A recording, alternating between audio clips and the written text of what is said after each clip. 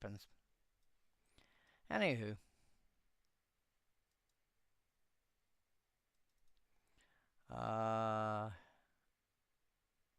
And that.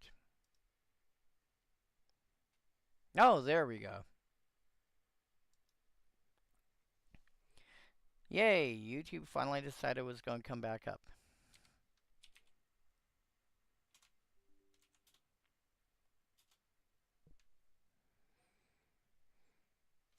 Okay, no idea what happened there. No idea why things crashed.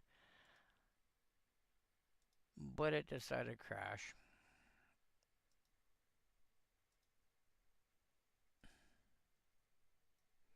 This is not the first time this has happened lately either. But anyway.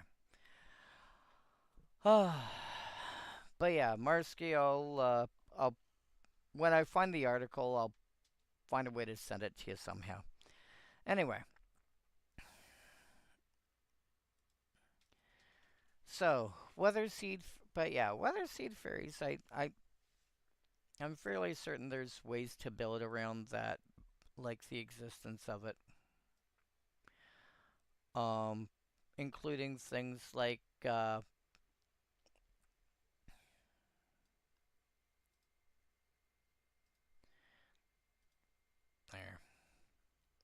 Including, like, if you want to do weird things like creatures that have protection from red and from green that are in blue. There are stranger, and am I wrong? They mostly flying. Four of them have got flying. So that's not.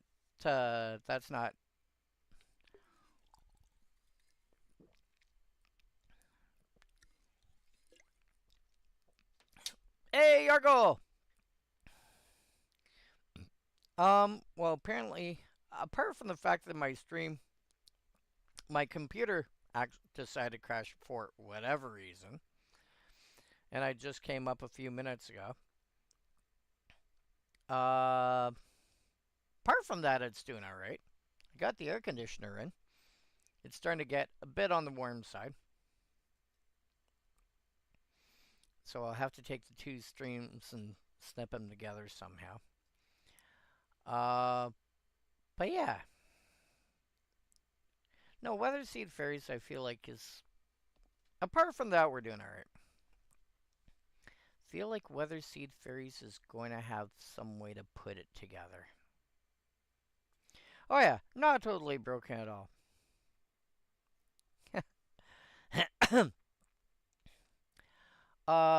Bouncing Beebles. Against most decks, I just assume this is like 3 mana, 2/2 unblockable. If you're playing Commander and you don't, and somebody doesn't, Beebles!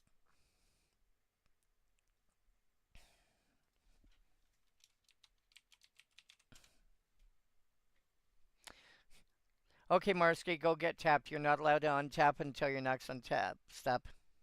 Or sorry, till your following untap step.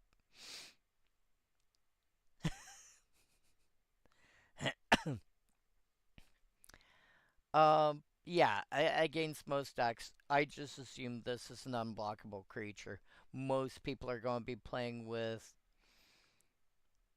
you know, Soul Ring or one of the various bridges from what is it, MH2 or MH3, whatever it is, or they're going to be playing with something that just says, hey, by the way,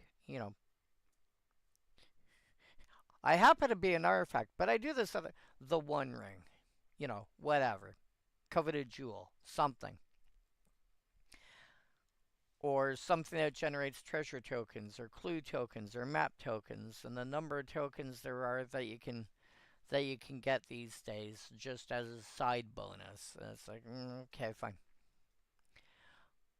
Yeah, I basically consider this an easier to cast Phantom Warrior that's actually Really good way of looking at it.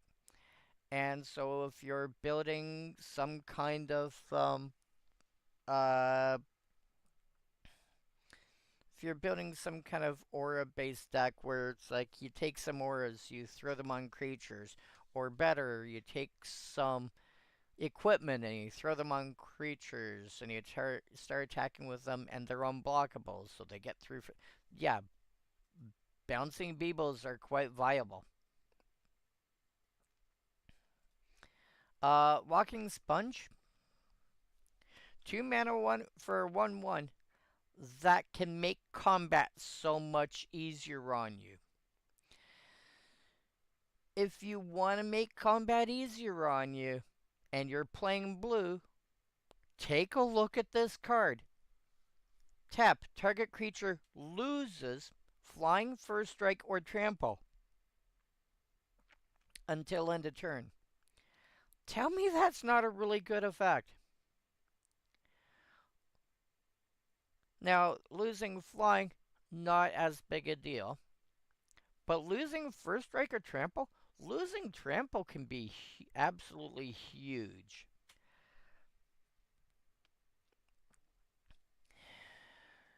Like, if you're playing blue and you need help dealing with creatures that are, yeah. And not only that, I've mentioned it before, we are talking casual groups. Playing this politically is perfectly fair game. I can prevent some of that damage for you. How? It doesn't have trample now? Block with your 0/1, block with your 1/1 token? Uh, okay.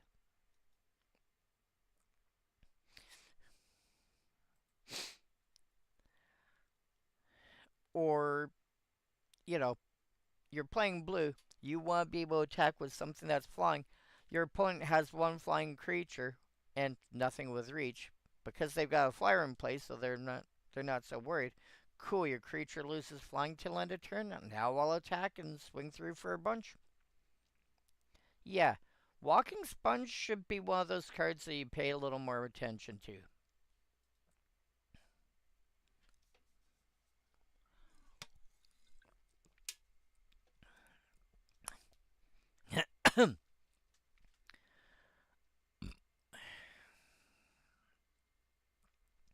Anthroplasm is hilarious. Anthroplasm basically turns around and goes, "Yeah, I'm a 2/2 creature initially,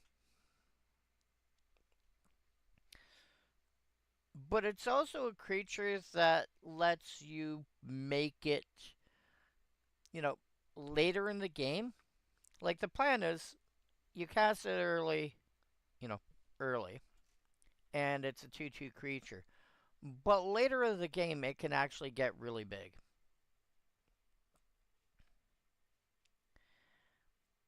And it's obviously, since we're dealing with +1/+1 counters here. Well, yeah, and the first thing going through my head is if you're playing with green or white and stuff that cares about +1 counters. Holy hand grenade of Antioch. Um, the first card going through my head, obviously doubling season is your go-to. But if you're playing that, but the doubling season will come into play afterward. Or there's, I think, not Anointed Procession. Isn't there a white card that does +1 counters shenanigans?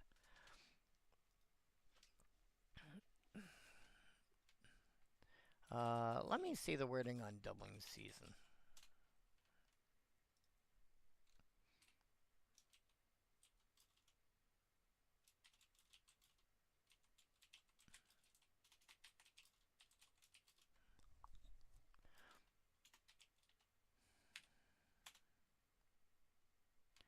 Really?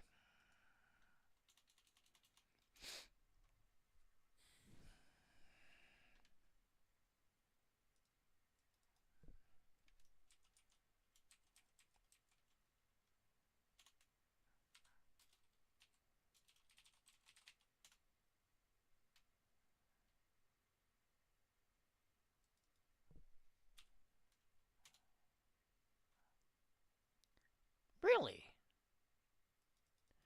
Alright, what's the wording on anointed procession?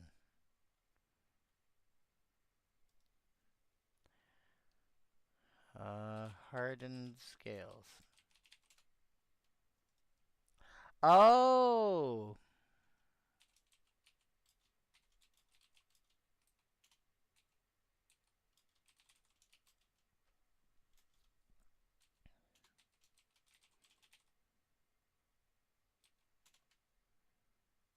There we go. Sort by color. Vizier of Remedies. Okay.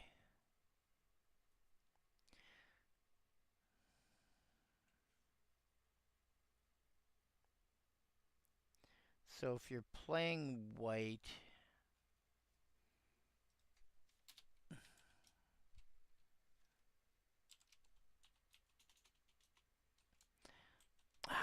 son of a biscuit.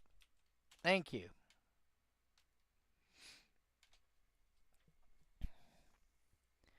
So you almost have to play white green. You might be able to get away with playing white red or white black. But for the most part, you'd be playing white green.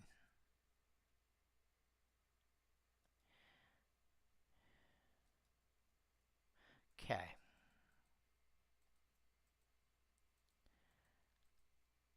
Anywho,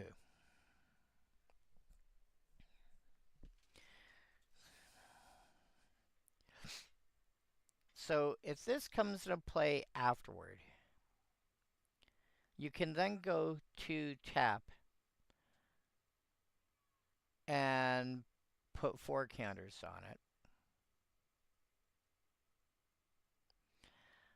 The other thing is, those +1/+1 counters, stuff can work with that.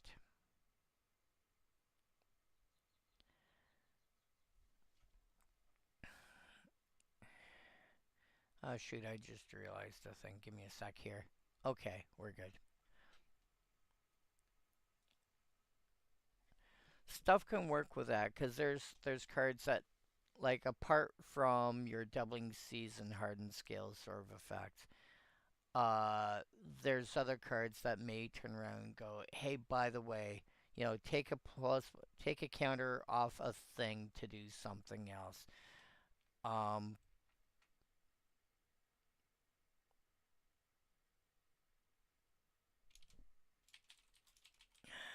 is that the card I'm thinking of? Yes. Soul Diviner, for example. Tap, remove a counter from an artifact, creature, land, or planeswalker. So basically, most permanent types. That's not. Basically, it's a permanent that's not an enchantment or a battle because battles didn't exist yet. To draw a card. So you can use that in combination. You can find ways to manipulate that to draw extra cards. Yes, there's easier ways to draw extra cards. My point is, you can actually make the +1 counters do something other than just be +1 counters.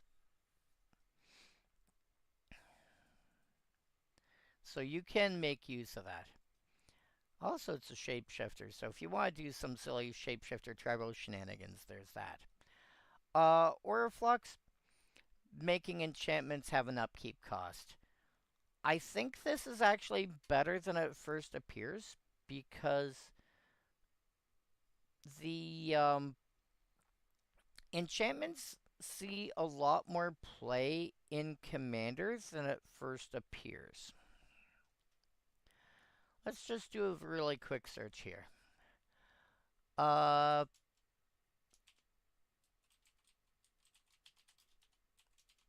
I'm gonna even rule out auras because those are less interesting to the conversation here. And rule out the ones that are also creatures because that's just usually you're looking for them to be creatures, and the fact that they're enchantments is just a random side bonus. Um, EDH rec, and then yeah, that's fine. We'll just do it that way. Rustic Studies, Smothering Tithe, Mystic Remora, Phyrexian Arena. Uh, these are all cards I expect to see play somewhere. Carrick's Uprising, sure, I can see that. Urza Saga, um, I am less likely to think about that one being a card that sees play because it costs more, dollar wise. 40 US means we're looking. Well, I might be able to pick one up, not completely unreasonably now.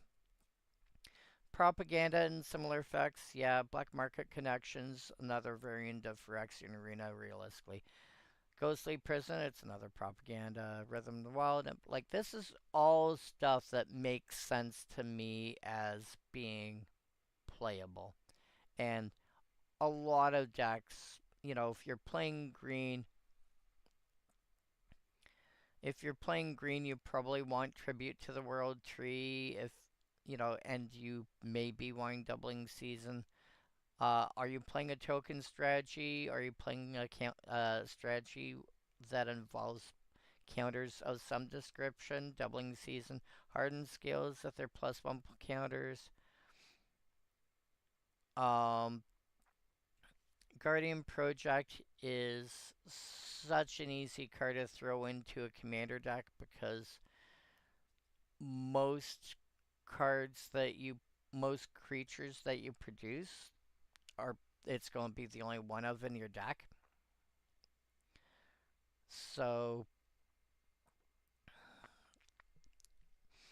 I would expect you to be basically this would read whenever a non-token creature you control enters, draw a card.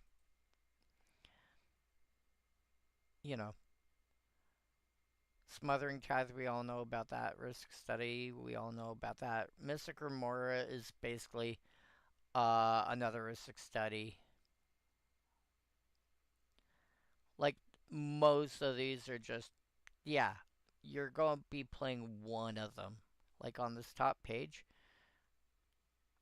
if you're not playing one of these cards, you might want to be taking a look and going, why are you not playing at least one of these?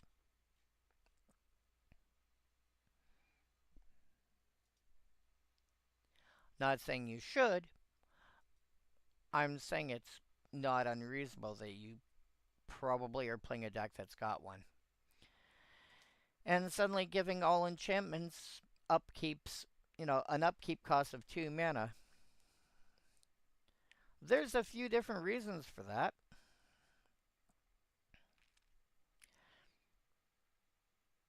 The most common reason I would be playing a card like this is if I am. Oh, yeah, I've got a friend who's decided he's going to build a deck around the entire idea of do you pay the one? So, for example, you know, Ristic Study and Smothering Tithe and Mystic Remora, like these first three cards here, that give you an effect if the opponent does not pay some relevant cost when they do a thing. And so, Auraflux fits nicely in that. Make sure you have ways to produce extra mana more than you normally do. Because you're going to have some enchantments that have got that cost. And then go nuts with it. So that's doable.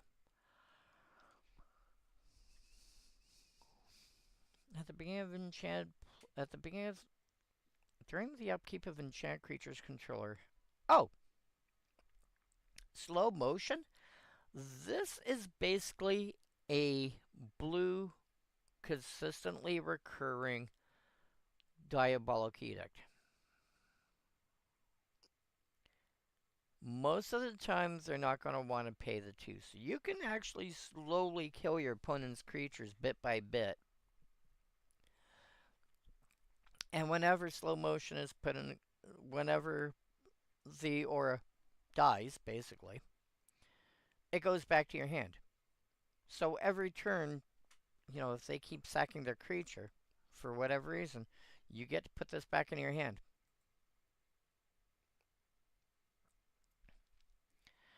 Slow motion? Yes, there's a way around it.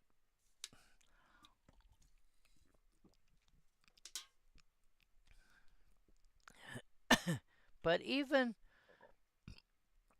I would say, unless it's really late in the game, everyone's got like 10 or 12 lands in play. Any time before that, you know, because if everyone's got like 5 or 6 lanes in play, okay, they're probably still only casting one, maybe 2 spells a turn.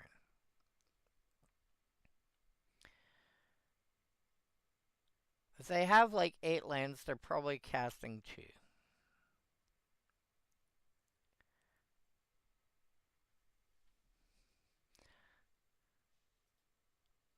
Yargo, I'm trying to remember. You live down near Vancouver, don't you?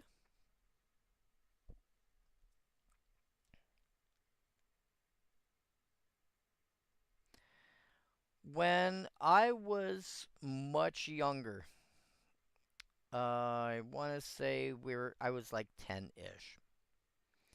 Keep in mind, I live out near Toronto, so like 3 time zones away.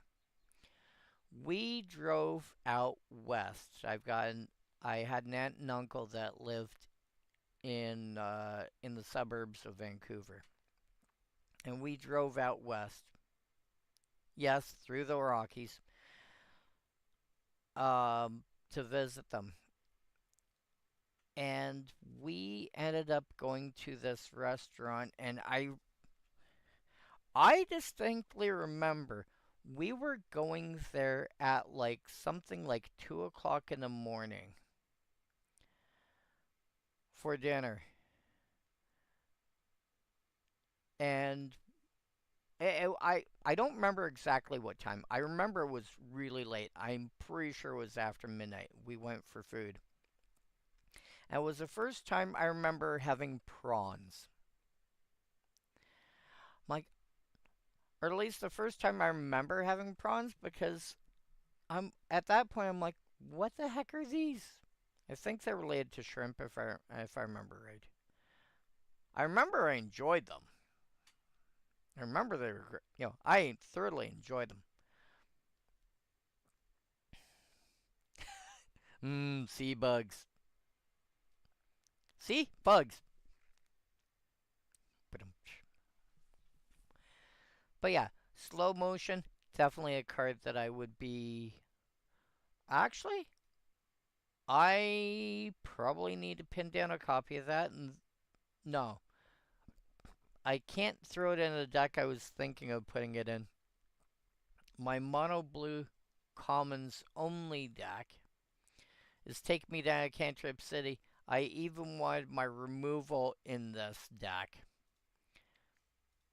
to be, to draw me cards. Draws a card, draws a card, draw a card, draw a card, draw a card, draw a card, draw a card. As many cards as I could. There's a reason why this particular deck, um, you know, even a bunch of my lands can, draw cards or manipulate the top of my deck. 22, 29.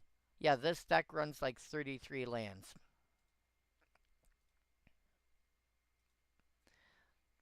Because if you take a look at what the deck actually does, it draws so many lands, it's not even funny. And I know if I hit like 3 lands, this deck is just gonna run out. It's just gonna run.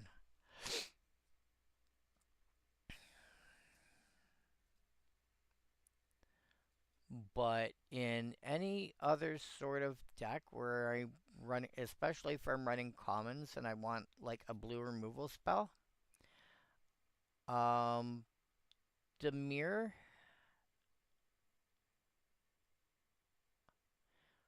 Demir I may want to consider throwing it in, and Azorius.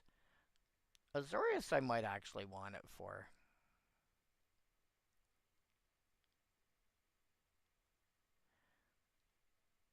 Maybe.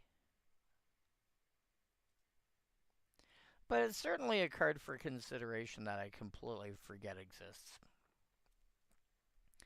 Fancier Chinese restaurants do the Alaskan king crab. Get 3 dishes out of them. Yeah, like one crab is 3 dishes? 3.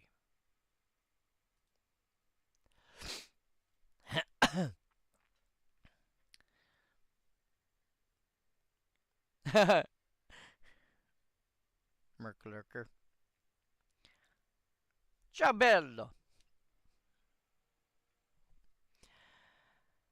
Raven Familiar. When it comes into play, look at the top 3 cards of your library. Put one in your hand and the rest on the bottom of your library in any order. So, kind of like Scry 3 Draw 1. You are getting one of the top 3 cards of your library. Um, Raven Familiar. I've seen it feel like this is like a combo piece. Anything. So any creature that you can find a way to return back to your hand somehow.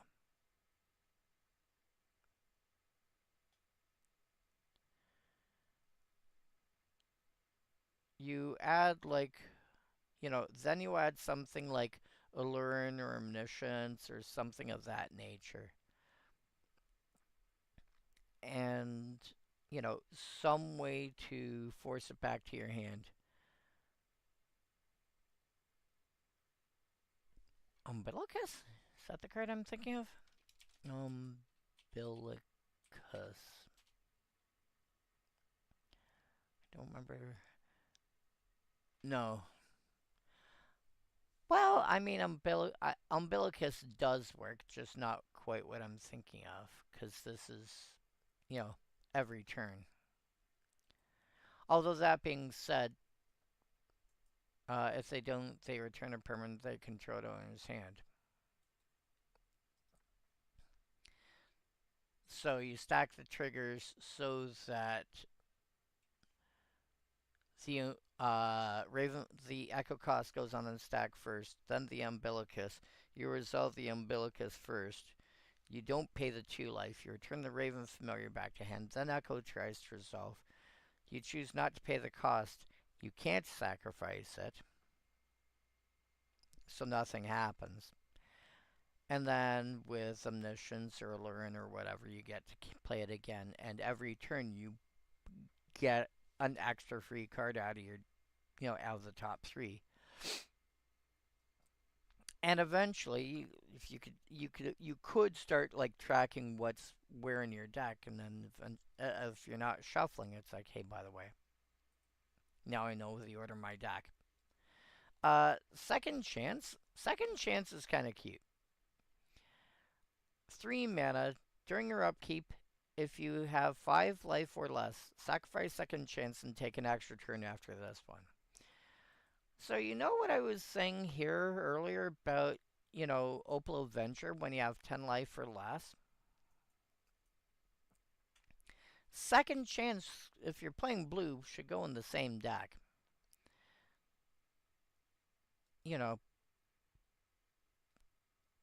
And, I mean, hilariously, if you're playing with a card along the lines of Lich,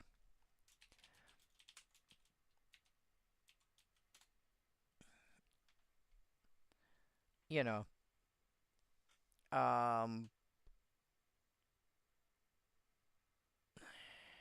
which sets your life to 0, basically. As this enchantment enters, you lose life equal to your life total. Your life total becomes 0, etc., etc., etc. Then, a second chance, if it's still around on your next upkeep, you're going to sacrifice it right away and draw an extra card, or take an extra turn. That seems pretty decent. There are ways to manipulate this. There's all sorts of ways to play around second chance and make it work for you. Or you could just do it, or you could just sit around and wait for it to you know, wait to for it to trigger naturally. Uh, King Crab, 6 mana for 4/5. Eh? Oh boy. Uh,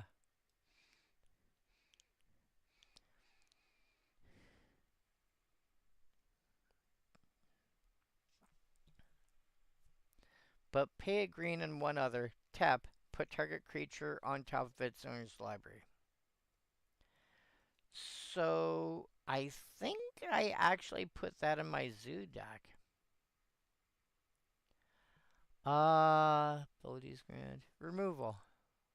Yeah, King Crab right here.